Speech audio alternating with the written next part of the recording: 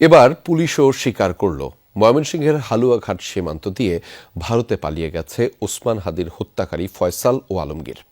সকালে ব্রিফিংয়ে এই তথ্য জানিয়েছেন অতিরিক্ত police commissioner S N. Mohammad Nazrul Islam. বলেন, আসামিদের পালাতে সহায়তাকারী 2 জনকে ভারতের মেঘালয়ে আটক করা হয়েছে। ফয়সালকে দেশে ফিরিয়ে আনতে চেষ্টা চলছে বলেও জানিয়েছে পুলিশ। এদিকে স্বরাষ্ট্র উপদেষ্টা সাংবাদিকদের জানান, হাদি হত্যার বিচার অন্তর্বর্তী সরকারের আমলেই হবে। 12 ডিসেম্বর ইনকিলাব মঞ্চের আহ্বায়ক ও ঢাকা 8 আসনের সম্ভাব্য প্রার্থী ওসমান হাদিকে খুব কাছ থেকে গুলি করেন ফয়সাল করিম। মোটরসাইকেলটি চালাচ্ছিলেন তার সহযোগী আলমগীর। গুলি চালিয়ে দ্রুত তারা সটকে পড়েন। কোন পথ দিয়ে কোথায় যান তারা, এ নিয়ে অনুসন্ধানে নামে যমুনা নিউজ। বিজয়নগর কালভার্ট সড়ক থেকে বিভিন্ন রুটের সিসি ক্যামেরা বিশ্লেষণ করে দেখা যায়, শিল্পকলা একাডেমি হয়ে শাহবাগ দিয়ে আগারগড় দিকে যায় মোটরসাইকেল। নম্বর প্লেট ছিল ভুয়া। আগারগাঁওয়ে ফয়সালের বোনের বাসার সামনের ম্যানহোল থেকে পাওয়া যায় ভুয়া সেই নম্বর প্লেট। মোটরসাইকেলটি উদ্ধার করা হয় পাশের একটি বাড়ির গ্যারেজ থেকে। সেখানকার সিসি ক্যামেরা ফুটেজে দেখা যায় একটি সিএনজি চালিত অটোরিকশায় করে হেমায়েতপুরের দিকে যান 2 জন, যা আবার ঠিক করে দিয়েছিল ফয়সালের বাবা। জিজ্ঞাসাবাদে এমনটাই পেয়েছে পুলিশ। হেমায়েতপুর থেকে প্রাইভেট কার যোগে ফয়সাল আলমগীর চলে যান ময়মনসিংহে। সেখানে এই পেট্রোল পাম্প থেকে তাদেরকে আরেকটি মোটরসাইকেলে করে নিয়ে যাওয়া হয় হালুয়াঘাট সীমান্তে। হাদিকে গুলির 12 ঘন্টার মধ্যে দেশ ছেড়ে পালান হত্যাকারীরা। ঢাকা ছাড়তে লাগে তাদের 3.5 ঘন্টা। শুরু থেকে আসামিদের পালিয়ে যাওয়া নিয়ে সরাসরি কিছু বলছিল না পুলিশ। এ পর্যন্ত ফয়সাল আলমগীরকে পালানোর সহায়তাকারী ফয়সালের বাবা, মা, স্ত্রী সহ 11 জনকে গ্রেপ্তার করা হয়েছে। ব্রিফিংয়ে পুলিশ জানায়, খুনিরা আসলেই পালিয়ে গেছেন ভারতে। অতিরিক্ত পুলিশ কমিশনার জানালেন, আসামিদের পালাতে সহায়তাকারী 2 জনকে আটক করা হয়েছে ভারতের মেঘালয়ে।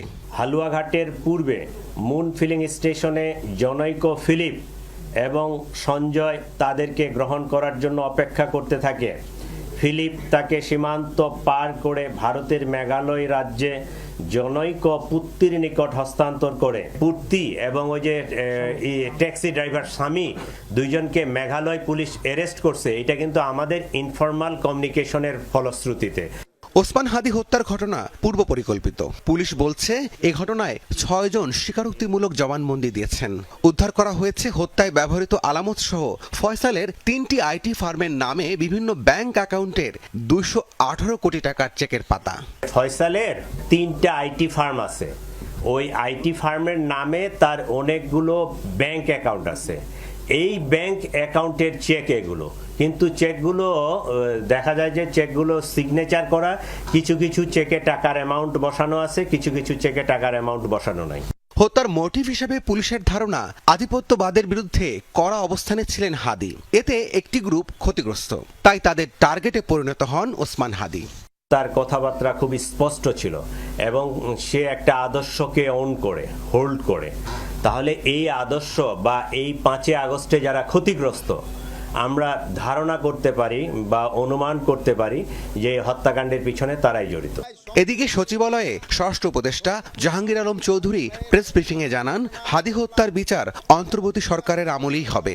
আমি আপনাদের আশ্বস্ত করতে চাই, বর্তমান অন্তর্বর্তী সরকার, এই অন্তর্বর্তী সরকারের মেয়াদেই হাদি ভাইয়ের হত্যার বিচার সম্পূর্ণ করা হবে ইনশাআল্লাহ।